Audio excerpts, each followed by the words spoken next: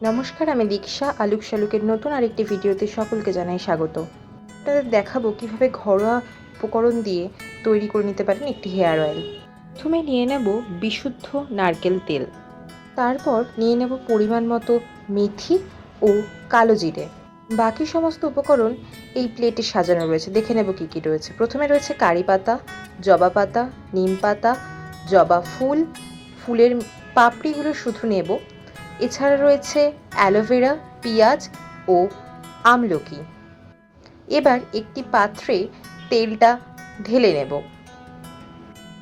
সম্পূর্ণ তেলটা ঢালা হয়ে গেলে তেলের মধ্যে একে একে দিয়ে দেব জবা ফুলের পাপড়ি, নিম পাতা, জবা ফুলের পাতা, কারি পাতা, আমলকি, পেঁয়াজ ও অ্যালোভেরা।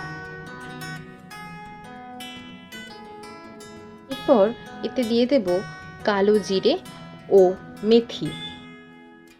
এবার গ্যাসের ফ্লেমটাকে আস্তে করে তেলটাকে ফুটতে দেব। আপনারা চাইলে ডবল বয়লার প্রসেসও করতে পারেন, কিন্তু আমার হাতে সময় কম থাকায় আমি ডিরেক্ট অল্প আঁচে দিয়ে করেছি। ধীরে ধীরে তেলের রং পরিবর্তন হয়ে গেলে নামিয়ে ঠান্ডা করে ছেঁকে নিলেই তৈরি হার্বাল হেয়ার অয়েল। ভিডিওটি ভালো লাগলে অবশ্যই একটি লাইক, সাবস্ক্রাইব ও কমেন্ট করে দেবেন।